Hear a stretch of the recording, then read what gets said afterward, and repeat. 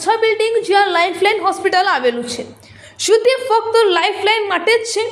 તો એની આજુબાજુ ગંદકીનું સામ્રાજ્ય જોવાઈ રહ્યું છે, જે પાછલા કેટલાય સમયથી ગટર લાઇનનું ગંદુ પાણી રોડ પર આવી રહ્યું છે. તેનું રાંદેર મ્યુનિસિપાલિટી ઝોન દ્વારા કોઈ પણ જાતની કામગીરી થતી નથી. તેના રહેવાસીઓ, સોસાયટી પ્રમુખ અબ્દુલભાઈ શેખ તેમજ સોસાયટીના અન્ય વ્યક્તિઓ વારંવાર રાંદેર મ્યુનિસિપાલિટીને લિખિત તથા મૌખિક જાણ કરી રહ્યા છે, છતાં કોઈ પણ કામગીરી થતી નથી અને ગંદકીનું સામ્રાજ્ય દિવસે ને દિવસે વધી રહ્યું છે. તો રાંદેર મ્યુનિસિપાલિટી ઝોનને જણાવવા માંગીએ છીએ કે સ્વચ્છ ભારત સ્વચ્છ અભિયાન ક્યાં ગયું?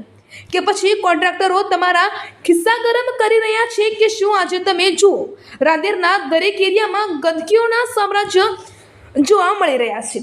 શું આવા ગંદકી કરવાવાળા વ્યક્તિઓ પર કે પછી અધિકારીઓ પર સુરત મ્યુનિસિપાલિટી મેયર કડકથી કડક કાર્યવાહી કરશે ખરા? તે હવે જોવાનું રહ્યું. રિપોર્ટર ફિમેતા શેખ, રાંદેર.